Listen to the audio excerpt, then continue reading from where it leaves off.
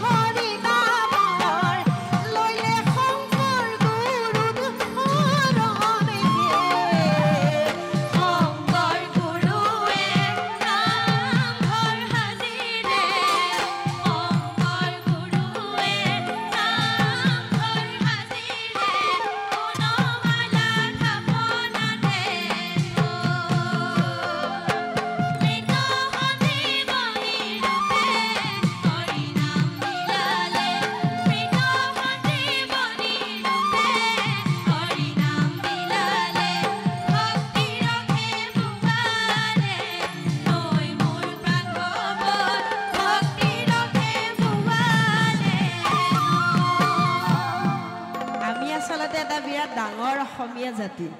আমাৰ জাতিটো নিচিনা পৃথিৱীত কোনো নায়েই এটা কথা কেতিয়াবা ভাবিবচোন আমাৰ সকলোৱে মনৰ ভাৱনাবোৰ বেলেগ আমাৰ ভাৱ চিন্তা সকলোৰে বেলেগ মানুহৰ শৰীৰটো বেলেগে নহয় কিন্তু এতিয়া যে আমি সকলো একে ঠাইতে বহি আছো এটা কিন্তু বেলেগ কথা আমাৰ মনত একো নাই হয়নে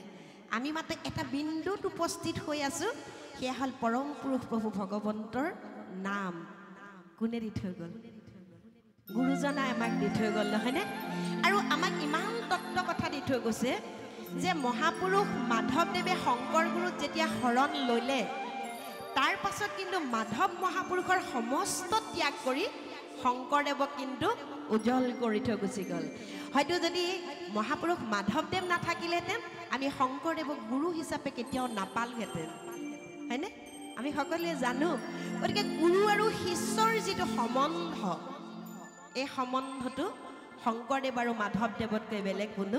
নাই আমাৰ মাজত নতুন প্ৰজন্মৰ যুৱক যুৱতীসকল আছে বোৱাৰীসকল আছে আপোনালোকে অন্ততঃ নাম আচলতে উপদেশ এই দিহানামবোৰ ইয়াৰ পৰাই আমি উপদেশ ল'ব লাগিব আমি কেৱল নাম গালেই নহ'ব এতিয়া শংকৰ মাধৱৰ যিটো গুৰু শিষ্যৰ পৰম্পৰা সেই কথা আমাৰ ল'ৰা ছোৱালীক আমি কিন্তু শিকাব লাগিব যে গুৰুক সদায় সন্মান কৰিব লাগিব কিন্তু আজিকালি কি হৈছে আপুনি কাৰোবাক বাট দেখুৱাই আগলৈ লৈ গৈছে দুদিনমান যেতিয়া অকণমান আগবাঢ়িছে আপুনি সেই গুৰুজনক আসলতে ভৰিয়ে লঠিয়াব নালাগে কৰ্মই যেতিয়া লঠিয়াই এই লঠিয়াই থৈ আগবাঢ়িব বিচাৰিছে কিন্তু সেয়া আসলতে সনাতন ধৰ্মৰ আমাৰ সভ্যতা সংস্কৃতি তেনেধৰণৰ কোনো লক্ষণ চৰিত্ৰ বৈশিষ্ট্য নহয় সেয়া সময়ে সময়ে সকলোকে দিব কিন্তু আমি নাম কোৱাৰ উদ্দেশ্য আমাৰ এইটোৱে হ'ব লাগিব তাৰ পৰা আমি কিবা সংস্কাৰ হ'ব লাগিব গতিকে মহাপুৰুষ মাধৱদেৱ আৰু শংকৰদেৱৰ এই কথাখিনি আমি নৱপ্ৰজন্মৰ মাজত সদায় কিন্তু শিকাব লাগিব আৰু হাজাৰী ঘোষাৰ মাজত মাধৱদেৱে কৰি থৈ গ'ল যে শংকৰৰ বিনে আমাৰ গুৰু নাই সেয়েহে লিখিছিলোঁ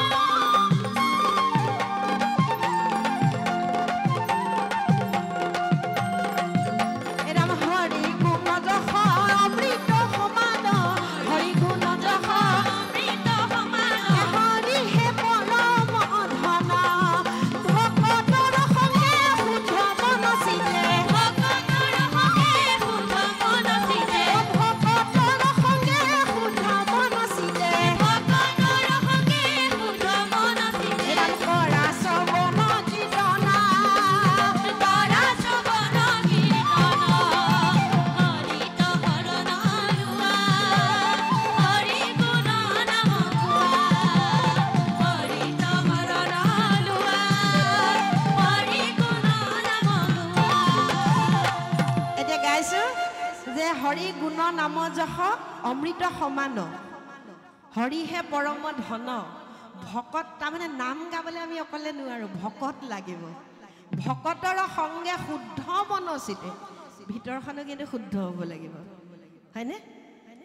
এই নামবোৰ কেতিয়াবা শুই থাকোঁতে ভাবিবচোন নামৰ কথাবোৰ শুদ্ধ যদি মন নহয় নাম এই ৰস নোলায় এয়া হ'ল আমাৰ স্বতঃস্ফূৰ্তভাৱে অহা মই বৰ যদি অহংকাৰ হৈ আমি নাম গাওঁ এই গ্ৰাহৰ মুখৰ পৰা গজেন্দ্ৰ যেনেকৈ উদ্ধাৰ হ'ব পৰা নাছিলে তেনেধৰণে আমিও সদায় তললৈহে যাম সেইকাৰণে লিখিছিলোঁ ৰাম ৰাম হৰি গুণ যশ